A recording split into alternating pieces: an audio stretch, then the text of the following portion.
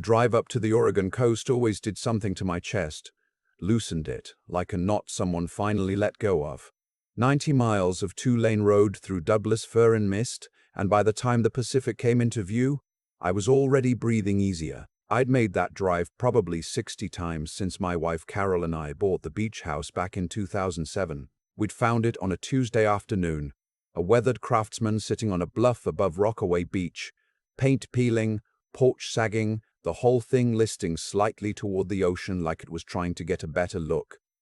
Carol fell in love with it before she even got out of the car. She said it had good bones. She was right about most things. She passed away 3 years ago. Pancreatic cancer, fast and merciless.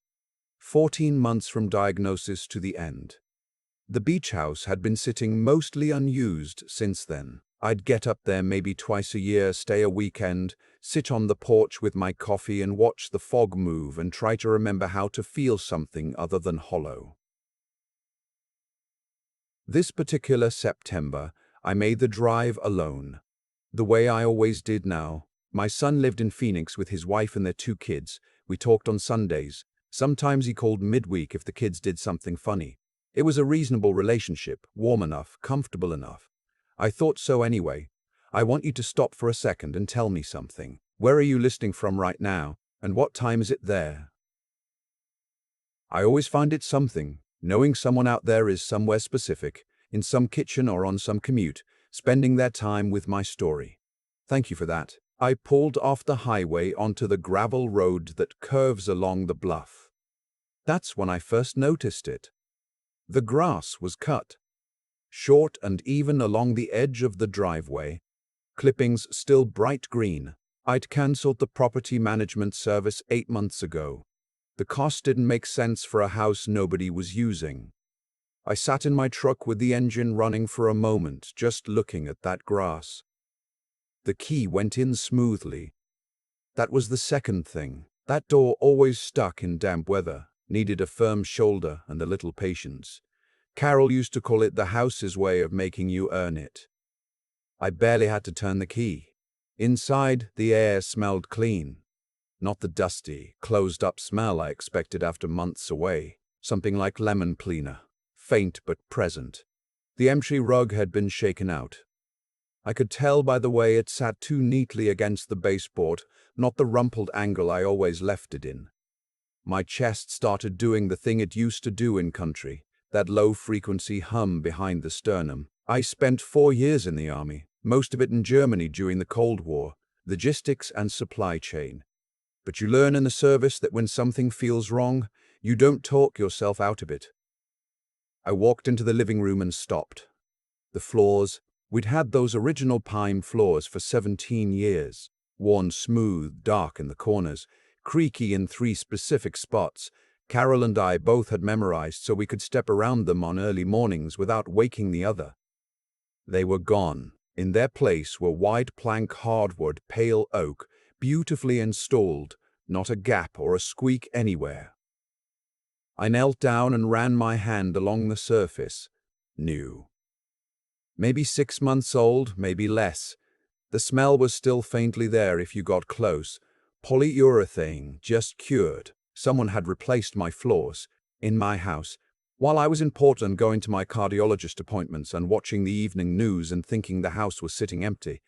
I called my son. 3 rings, then voicemail. His cheerful recorded voice asking me to leave a message. I hung up without leaving one and called again. Voicemail. I texted, "At the beach house. Call me when you get this. It's important." The kitchen was next. The refrigerator was humming. I'd unplugged it before I left last February. Inside, eggs, a block of cheddar, some leftover Chinese takeout in a white carton, a 6-pack of Rainier with 2 missing. My daughter-in-law's brand. She brought it every time they visited, used to joke that Oregon deserved better beer, but she was a creature of habit. They'd been here. How recently, I couldn't say. But they'd been here more than once. You don't replace floors on a weekend visit. I thought about my son, whom I'll call by his nature rather than his name. He was always the quiet one, the planner, the one who researched everything before making a move. He'd always been careful with money, sometimes to a fault, His wife worked in pharmaceutical sales, good income. He did IT consulting, reasonable income. They'd bought a house in Chandler 3 years ago, nice neighborhood, good schools for the kids. I'd helped them with a down payment and considered it done. A gift, not a loan. Something had changed about 8 months ago. The Sunday calls got shorter. The questions I asked about work got vague answers. The kids still came to the phone, still made me laugh, but my son sounded stretched thin behind his careful cheerfulness. I'd asked twice if everything was okay. He said, "Yes, Dad, everything's fine, just busy." I believed him because I wanted to. I went upstairs. The master bedroom had been used recently. The bedding was clean but compressed, the way it gets when someone slept under it. The nightstand on Carol's side had a phone charger coiled on it. A women's cardigan was folded over the chair in the corner. My daughter-in-law's, I recognized the color, a kind of dusty rose she favored. Then I remembered the cameras.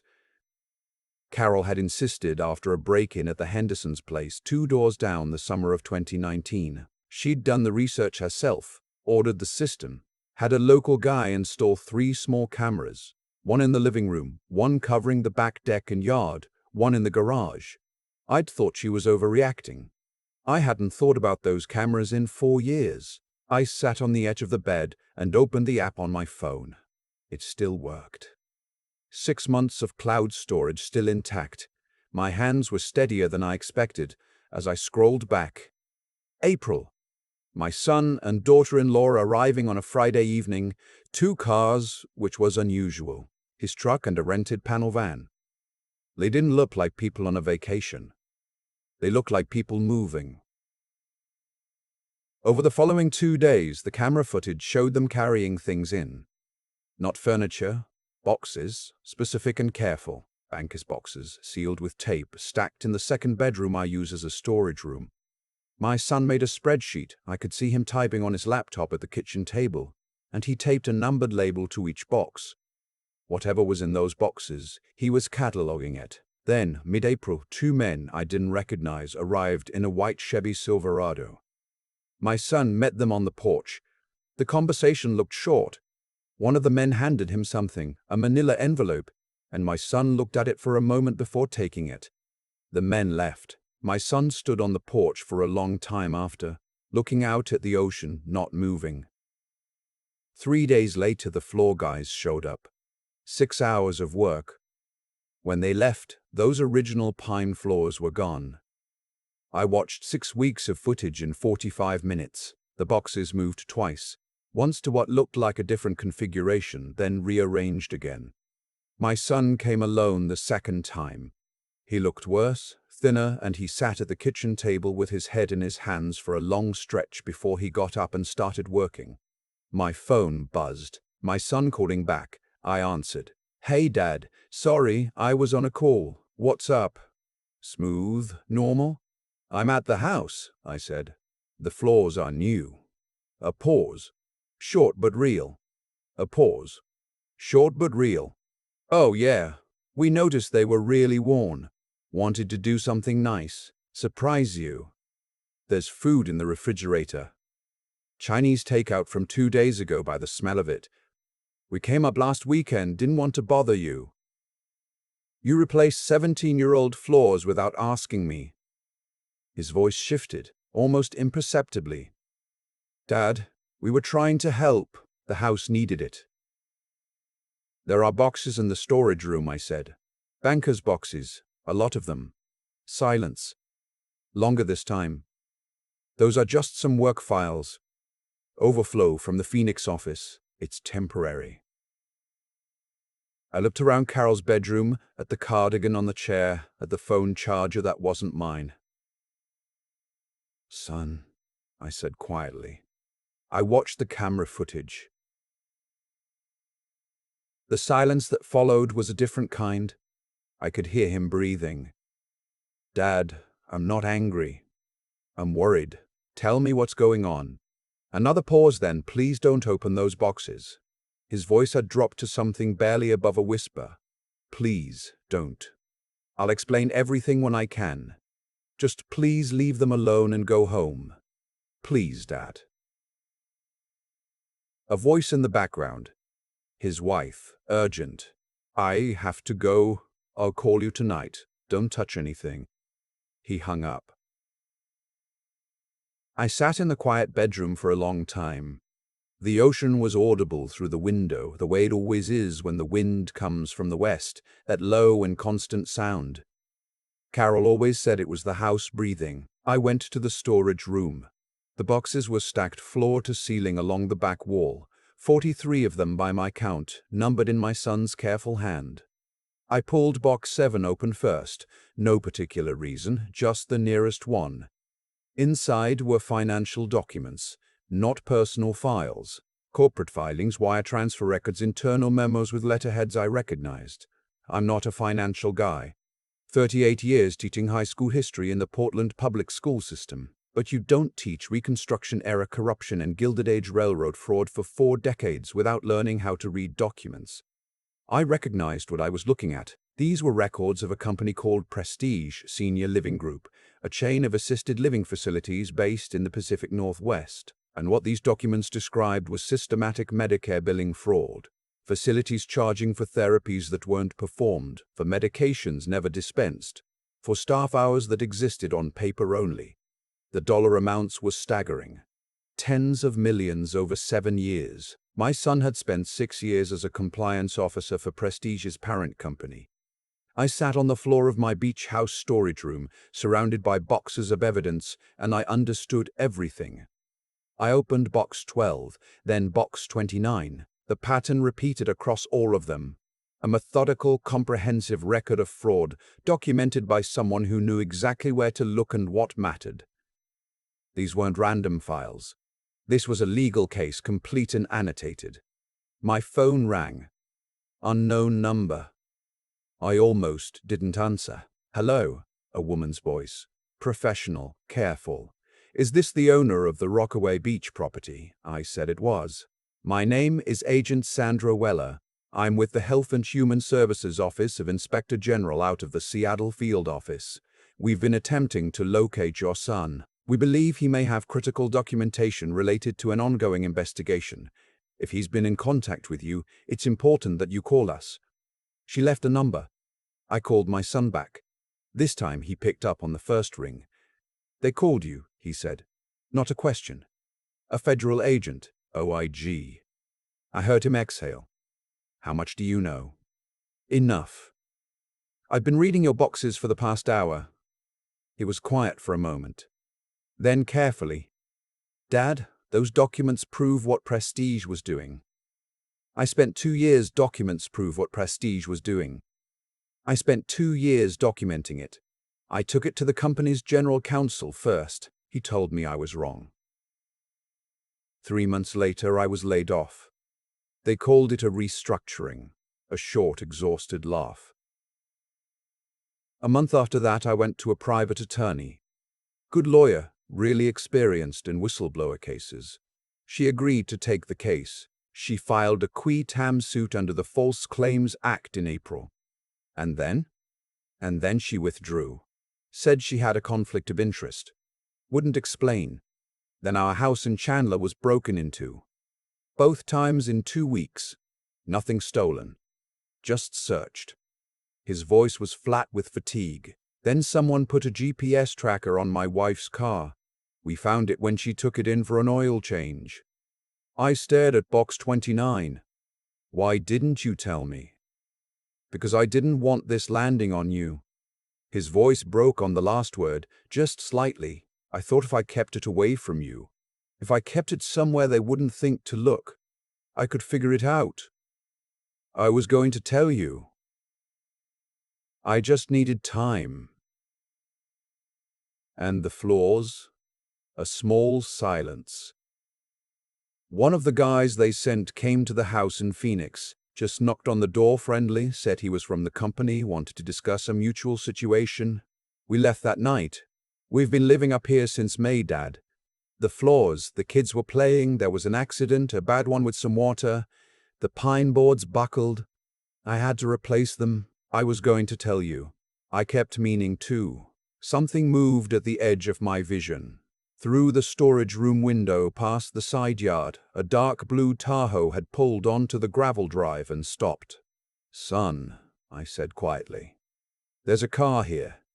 There's a car here." I heard him inhale sharply. "What color?" "Dark blue. Government plates, I think. That could be OIG, or it could be—" "Dad, listen to me. It could be prestigious people. They've had investigators on us for months. Don't open the door." I was already moving toward the living room window. Two men in khakis and polo shirts, one on his phone, one walking slowly around my truck looking at the plates. A knock at the door. "Sir, Mr. Alderman, we're not here to cause any trouble. We just want to talk." My son, in my ear, "Don't answer. Go out the back. Take the beach stairs. I can meet you. I'm 68 years old," I said. "I'm not running down beach stairs." What I did instead was something my son didn't expect. I took photographs of everything I could in 2 minutes. Boxes, documents, the car outside, the men on my porch. I sent them to 3 different email addresses. Mine, a personal account I'd made Carol set up for me years ago that I barely used, and my old principal's, a retired woman in Southeast Portland who I trusted more than almost anyone alive. Then I walked to the front door and opened it. Both men turned toward me. The one on the phone pocketed it. "Mr. Alderman, we represent Prestige Senior Living's legal team. We understand there may be some materials here that belong to the company. We'd like to arrange their return." "You knocked on my door," I said. "At my private residence, without an appointment. We tried calling, you didn't have my number." I looked at them evenly. 38 years in a public school classroom teaches you to hold your ground when someone is trying to make you feel outnumbered. "I'm going to ask you to leave my property. If you have a legal claim to anything here, you're welcome to file in court." The second man, younger, thick through the shoulders, took a step toward the door. "Sir, it would really be better if—" "I'm 68 years old," I said again. "I'm a retired school teacher and a veteran, and this is my house. Get off my porch." Something in my voice, or maybe something in my posture, made him stop. They left. I watched the blue Tahoe reverse back down the gravel drive and disappear onto the highway. Then I called the number Agent Weller had left. She answered on the second ring. I talked for 45 minutes. I told her about the boxes, about my son's 2 years of documentation, about the attorney who withdrew, about the break-ins and the GPS tracker, about the 2 men who had just been on my porch. I gave her my email address and she said someone would call me within the hour. Someone called me in 20 minutes. His name was Special Agent Marcus Lund, OIG Criminal Division, out of Seattle. He was methodical and careful, and he didn't waste words. He told me the investigation into Prestige Senior Living Group had been open for 14 months. He told me my son's documentation was the missing piece. He told me the case was significant enough that he was driving down himself. He arrived 4 hours later with 2 other agents and a forensic specialist. They spent 6 hours with the boxes. I made coffee and stayed out of the way and watched the ocean get dark. Around 9 that night, Lund came and sat at the kitchen table across from me. "Your son documented everything," he said. "These records go back 7 years. Medicare fraud on this scale, we're talking about $40, maybe $50 million. He set his hands on the table. "He should have come to us sooner." "He tried other channels first," I said. "I know. The attorney who withdrew. We know who pressured her." His jaw tightened. "We've had our eye on that situation too. What happens now? We take the originals. We get your son and his family into a protected situation while we build the case. He'll need to testify." He paused, "and there's something else. Someone opened a credit account in your name 6 months ago. Furniture store cards, a personal loan, moderate amounts under $5,000 each, but the pattern looks like someone testing access." I felt the air go out of me. "My son." Lund held up a hand. "Not your son. We traced it to an investigative firm Prestige uses for pressure campaigns against whistleblowers. They pulled a credit header on you when they identified your property as connected. It's a common tactic to create leverage. He looked at me steadily. You're a victim in this, not a suspect. I called my son that night. His wife answered first, and I could hear the kids in the background, my grandson arguing about something with the absolute moral certainty of a 9-year-old. It made me want to cry, just the sound of it, that ordinary noise. "Dad," my son said when he got on. His voice sounded like a man who hasn't slept properly in months. "It's going to be okay," I told him. "The right people have the boxes. Agent Lund is good, I can tell. It's going to be okay." He didn't say anything for a moment. "I'm sorry I didn't tell you. I was trying to protect you." "I know," I said. "That's what you get for having a stubborn father who still thinks he can handle things." I paused. "You should have come to me sooner. That's all I'll say about it." "I know, Dad. How are the kids?" "They're okay. They think it's a long vacation." A shaky exhale. "They keep asking when they can go back to school." "Tell them soon," I said. "Tell them soon." The next 4 months were complicated and slow, the way legal things always are. My son and his family relocated twice, both times arranged by OIG. My daughter-in-law handled it with a steadiness that surprised even her husband, I think. She's tougher than she looks. She always has been. The qui-tam suit my son had originally filed was unsealed in November, and the Department of Justice joined it 2 weeks later. That's when Prestige's legal team stopped sending people to properties they had no business visiting. You get real quiet when the DOJ shows up. The identity theft situation was resolved through the FTC and a credit monitoring service the OIG connected me to. It took time, but everything was cleared. No lasting damage, just the unpleasant knowledge that someone had dug through my financial life looking for leverage against my son. The attorney who had withdrawn from the case, it came out during discovery that she'd received a call from a partner at a firm with direct ties to Prestige's board of directors. She came forward voluntarily and gave a statement. I don't know what happened to her after that. I hope she's all right. The settlement came the following March. Prestige Senior Living Group agreed to pay back $63 million to Medicare, plus penalties. 7 executives faced criminal charges. Under the False Claims Act, my son received a whistleblower award, a percentage of the recovery. It wasn't a number I'd ever imagined attached to someone in my family. He used part of it to pay me back for the down payment loan I had explicitly told him was a gift. I called him to argue about it, and he laughed for the first time in what felt like years. I drove back up to the beach house in April. First trip since everything. The gravel drive looked the same. The ocean was doing what it always does. I unlocked the door. Still smooth, same as they'd fixed it. And stood in the living room for a while, looking at the new floors. They were good floors, I had to admit. Well done, well chosen. Carol would have liked them. She had an eye for that kind of thing. I walked to the storage room. Empty now, boxes long gone with the federal agents. Just my things again, the way it used to be. A folded card table, some fishing gear, 2 decades of National Geographic I keep meaning to deal with. The ocean was loud that day, wind from the southwest. I made coffee and took it to the porch and sat in the same chair I always sit in.